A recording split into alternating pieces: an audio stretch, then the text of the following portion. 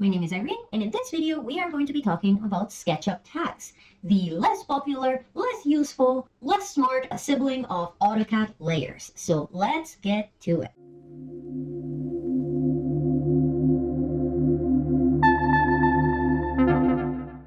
Alright, we're starting with this model that I finished creating in the previous video.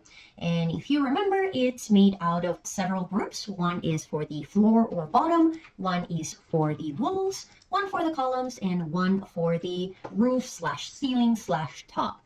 And what I want to do here is assign tags to this geometry to better manage it. So first of all, where do we find tags? Well, tags can be found on the default tray. They should be loaded, and you can actually see that they're here. So if I click, that's going to expand my tags. If you do not see this window show up on your default tray, do not panic. All you need to do is go to Window, Default Tray, and find your tags and check them on.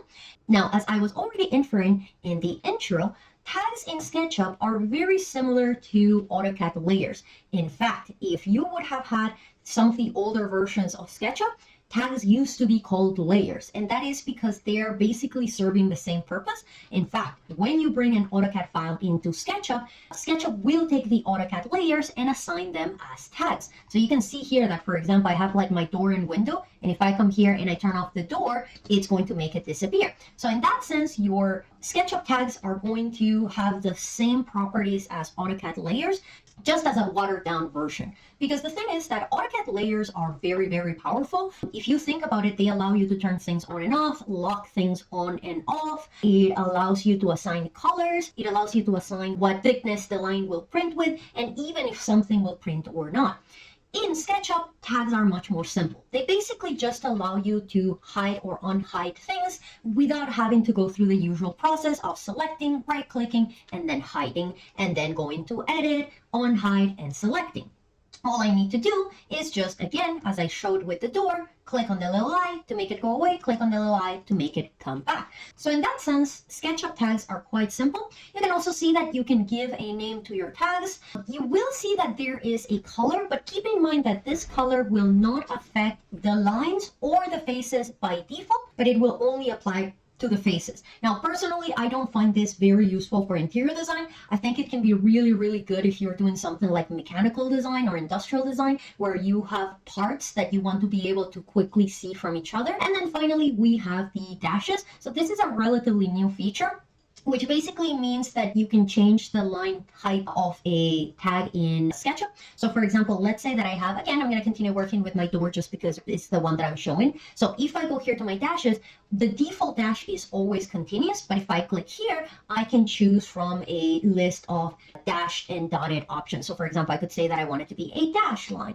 This is really, really nice if you are doing 2D drawing on SketchUp, which is like a whole realm of SketchUp that we're not going to be getting into. So for the most part, we usually just leave this as default. Another thing to consider from working with SketchUp tags is that by default, your default tag is on tag. Now, my recommendation here is that you leave it that way. Your default tag should always be on tag, because the idea is that we create geometry and then we assign a tag to it. Instead of being you create a tag, you make that the current tag, and then you draw geometry within that tag. That's not really the way that you want to approach it here, because due to the fact that there's no clear way to discern which tag, which geometry is on in the model space, if you forget that you changed your current tag, you're not going to realize until it's too late and like your entire model is in the wrong tag.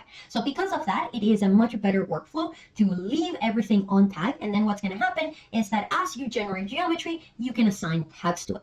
The other reason that I make this recommendation is because due to the fact that tags are not as important as, for example, AutoCAD layers, one important thing to understand is that you don't need everything to be tagged in SketchUp. Like, you don't need every geometry to have a tag assigned to it. You can have geometry that has no tags assigned to it, or you can leave everything on tag until like very, very late and then decide that you want to tag stuff and then tag it.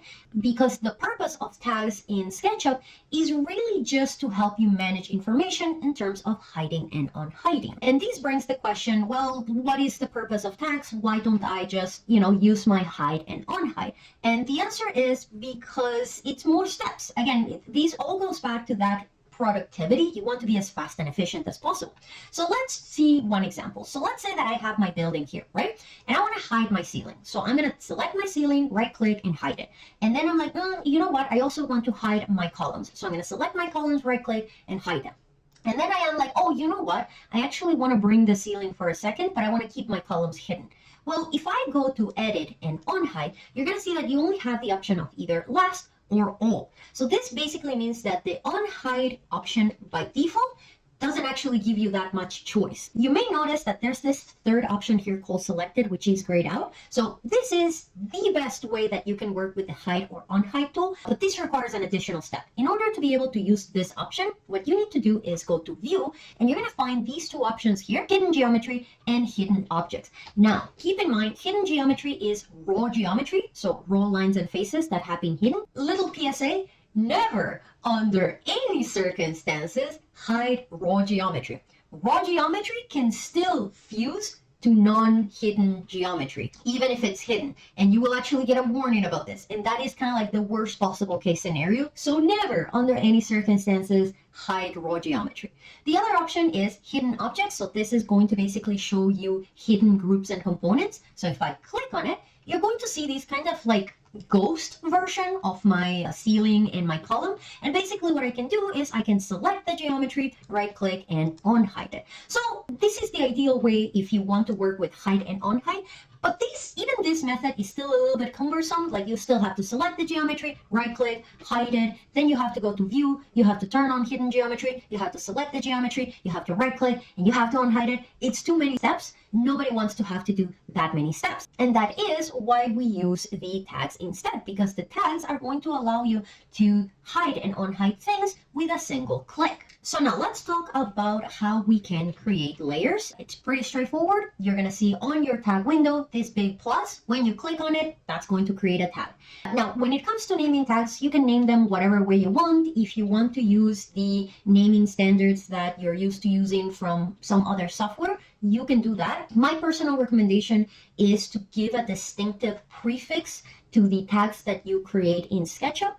The reason for this is because, as you can see, AutoCAD layers will come to your Sketchup file. So imagine that you have decided to give to your Sketchup walls the same nomenclature that you would give to your AutoCAD walls. Well, what's going to happen is that when you import AutoCAD into Sketchup, those two layers, those two tags are going to merge together, and now you're going to have information in places that you don't want it, or you may have the tag twice and then you don't know which one it is. Same thing if you're, for example, importing information from Revit, it can get very confusing. Instead, if you give your Sketchup tags a distinct prefix, that will always make them stand out no matter what is it that you're importing. So again, you can give them whatever prefix you want. You could use the @ symbol, you could do SKB, you could do your name, so like Irene Walls or whatnot. The prefix that I like to use is 3D, and the reason for this is because, again, neither in AutoCAD or Revit or any other software I've seen the nomenclature of 3D for naming layers or categories or anything. And secondly, because it's a number, what's going to happen is that that is going to make sure that it always bumps my SketchUp tags to the very top of the tags list. So it doesn't matter if I'm importing AutoCAD, Revit, 3ds Max, it doesn't matter what I'm bringing in, my SketchUp tags are always going to be sitting at the top. So what I'm going to be doing here is I'm going to be creating tags for the 4 different elements that I've created. So I'm going to go 3D floor, enter. And then I'm going to create another tag that is going to be 3D walls, enter. Then I'm going to go 3D columns, enter, and 3D ceiling, enter. Now they're sitting at the bottom because right now it's arranging from bottom to top basically, but if I click back here, there you go, see? So now all of these guys are sitting always at the top. Now, creating the tags is only one part of the equation. You have to assign the tags because right now SketchUp doesn't know by default who is supposed to be what. So 1, you create the geometry. 2, you create the tags. 3, you connect them.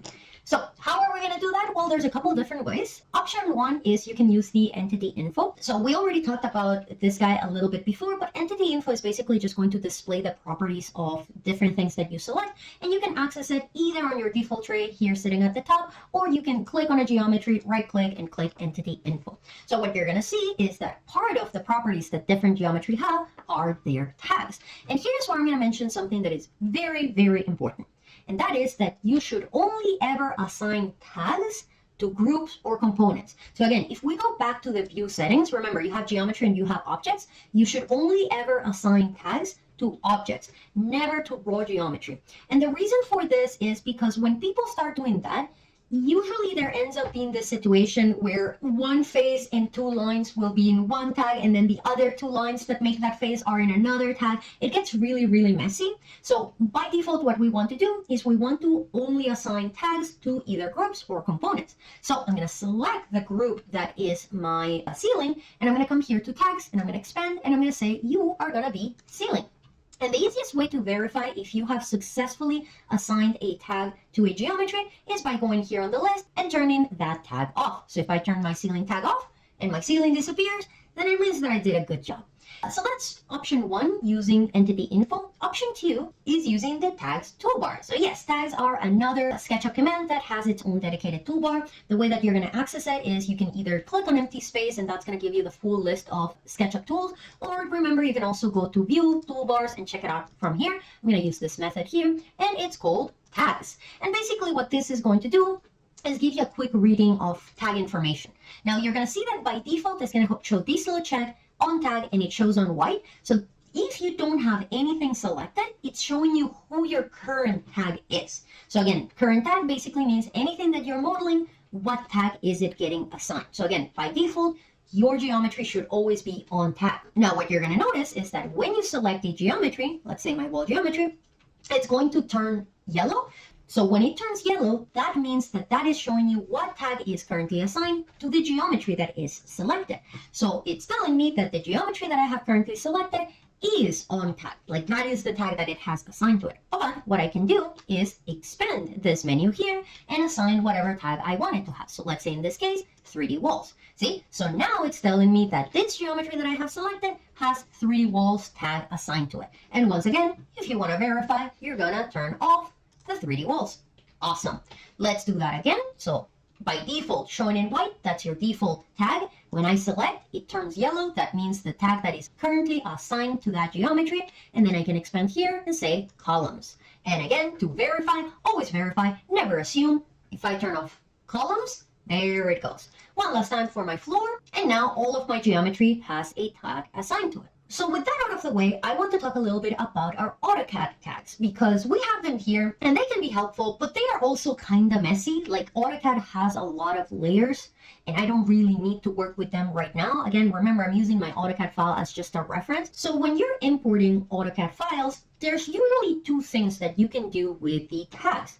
Number one is you can group them together just so it's a little bit easier to manage them. Because right now, if I want to basically make all of my Autocad drawing go away, I kind of have to go tag by tag by tag, which is kind of annoying. So what I can do instead is I can group all of my tags. How are we going to do that? Well, you're going to click on the first tag, hold shift, click on the last tag, and that's going to select all of them at the same time. And now next to the plus to create new tags button, you're going to see this tag folder button, which is basically going to allow me to put all of those tags together inside a folder. Now I'm going to call that folder, let's say 2D reference. Oops, I should learn to write. That would be helpful. There you go. And now what you can see is that all of my Autocad tags are within this 2D reference. And what this allows me to do is two things. Number one, by clicking on this little arrow, I can make all of them collapse. So I basically have less tags on my screen.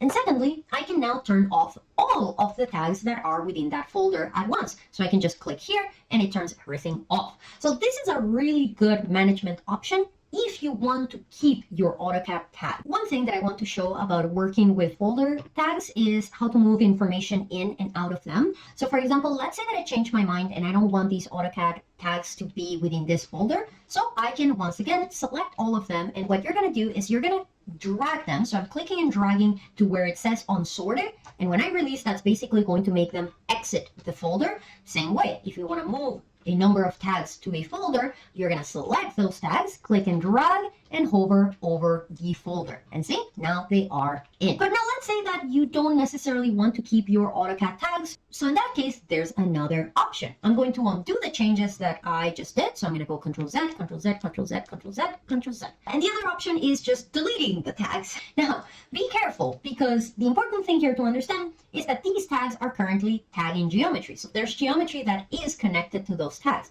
So if you right click and delete these tags, you're going to get a message that is telling you, hey, there's currently information attached to those tags. What do you want to do with that information?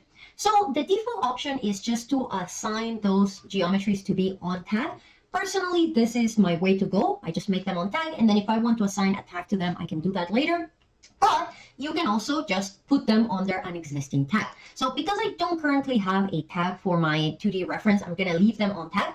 You also have the option of deleting the entities. I would be careful with this one. I only use this option of delete entities if I import a very big AutoCAD file that has a lot of useless information, like let's say some bits and pieces of annotations came through, but like not the actual numerical or text values that I care. So in those cases, I will actually use delete entities to kind of clean up my AutoCAD drawing before I can use it as a reference. But for the most part, and especially if you're just getting familiar with tags, don't use delete. That's a terrible idea. It's like exploding, very dangerous. So I'm just going to leave it as on tag. So I'm going to click OK, and there you go. That gets rid of all of my tags. And then what I can do is I can create a new tag called 2D reference, and then I can just assign that tag to my AutoCAD drawing. So again, there is no better option. This is entirely up to whatever works best for you. For me, I rather keep the folder option, because what will happen is that sometimes, especially when I'm working with AutoCAD references, I may want to take a better look at something, and some of the AutoCAD tags are getting in the way of me looking at that detail. So I like having the option of being able to, turn off my, if there's millwork, if there's plumbing, if there's furniture, to be able to just turn that stuff off and just see walls and doors and windows, for example. Now, the other icons that I want to mention about tags are going to be first this guy here. So this guy basically allows you to assign tags to geometry. I personally don't really like it, because the way that it works is that you have to first select the tag. So let's say I'm going to select my wall tag, then I click on this guy, and then I have to click on the geometry that I want to assign the tag to, and it's going to like preview here. The problem is that if you change your mind, like there is like what do I do? Now you're screwed. Now if I select this guy is now 3D walls. So personally, not my preferred method for assigning tags.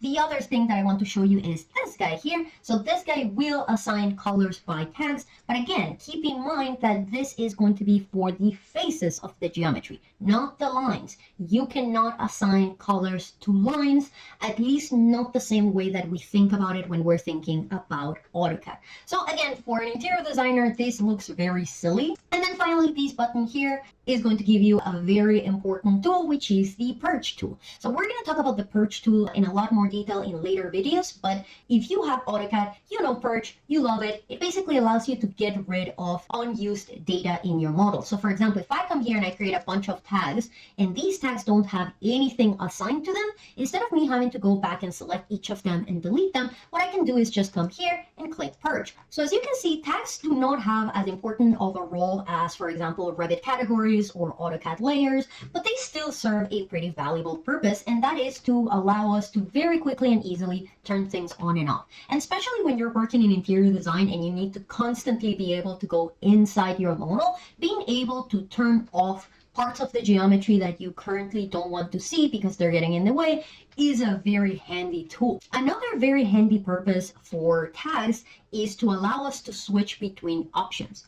So this is a very important need for interior designers, because the thing is that as an interior designer, you are never going to give a proposal of something to the client and the client is going to be like, yes, I love it. I'm done here. Here's your money. Thank you very much for your service. No, there's always going to be like a million iterations, but then there's also going to be a lot of instances where the client wants to see multiple versions or multiple options of something. So what tags allows you to do is basically create the illusion of those multiple options. So what do I mean with that? Well, let's say that, for example, I am creating a custom build that is going to be a rectangle, right? So I'm making my rectangle, and remember, we've already talked about this in the video about modeling. After I'm done generating my geometry, I'm going to go click, click, click, right click, and make it into a group so it doesn't fuse with any geometry, right? So now what I'm going to do is I'm going to go to my tags, and I'm going to create a new tag, which is going to be called 3D, let's say, custom made option 1, okay? So that is my option 1. And now what I'm going to do is assign this tag to the rectangular object. So I'm going to come here, And I'm going to say you're going to be custom made option 1. And now what I'm going to do is I'm going to create my option 2. So let's say that option 2 is going to be circular instead of a rectangle. So same thing, I'm creating my geometry. So same thing as before, triple click, right click, make group. Now I'm going to come here and I'm going to create a new tag called 3D custom made option 2. And what I'm going to do now is I'm going to say you are going to be option 2. And now check it out. What I can do is I can quickly go, okay, client, this is option 1. This is option 2. Again, these doesn't make a lot of sense the way that I'm presenting it here because there's no context, there's no design, there's no nothing. When we get into further designing the interior of the house, you're going to see how we can use tags to very quickly switch between options in a way that literally for clients, it looks like magic. So this is one of my favorite uses for tags. And the best thing is that if later down the road, the client makes a choice, let's say that they choose option 1, you can simply leave option 2 turned off. And then if the client changes their mind, which let's be honest, they always do, you can just come here and be like, all right, I knew this was going to happen. Or if for whatever reason the client has signed up and it's like, no, they're going with option 1, you can just go option 2, right click, delete, and this time say that you want to delete the entities within that option 2, and that gets rid of that information. So again, tags are not as handy as layers, but pretty handy by themselves. And with that, we have reached the end of this video. I hope you liked it. I hope you found that helpful. If you have any questions, by all means, feel free to leave them in the comments. But otherwise, thank you very much for joining in. Thank you very much for sticking through, and I will see you in the next one. Have a good one. Bye.